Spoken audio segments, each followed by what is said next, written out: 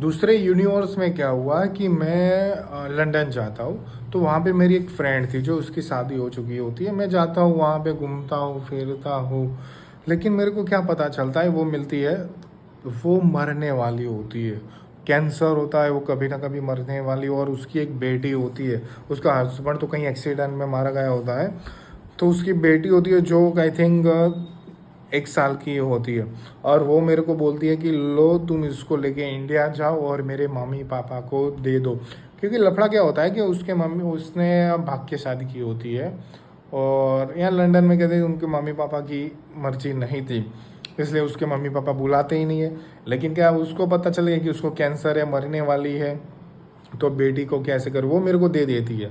मैं उसकी बेटी को लेके यहाँ इंडिया आ जाता हूँ, 1 साल की होती है, और उसका पता ही नहीं चलता कुछ क्या होता है, वो कहाँ चली जाती है।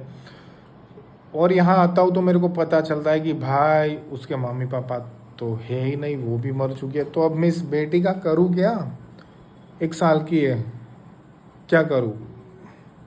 वो अपनी माँ से बिछड़ गई है, पापा का मिला ही नहीं कुछ प्यार। तो मैं सोचता हूँ कि चलो मैं ही उसको रख लेता हूँ, और रख लेता हूँ बस। यही कहानी है, और कोई कुछ कहानी नहीं है। फिर बस कुछ सालों बाद जब वो बड़ी होती है, वो पूछती है कि मेरी मॉम कौन है, मेरे पापा कौन है। पापा तो मैं बन गया, मॉम कहाँ से लाऊं। फिर वो ढूंढने निकलती है, कोशिश करती है, और पता चलता है उसकी माँ भी जिंदा है। मैं भी खुद हैरान हो जाता हूँ कि भाई वो तो मरने वाली थी, मर गई होगी शायद, मैं भी यही सोचता हूँ इंडिया आने के बाद। लेकिन उसको ढूंढ निकालती है, वो भी कहीं पागल की तरह घूम रही होती है उसकी माँ। फिर क्या होता है, एक हो जाते हैं सब।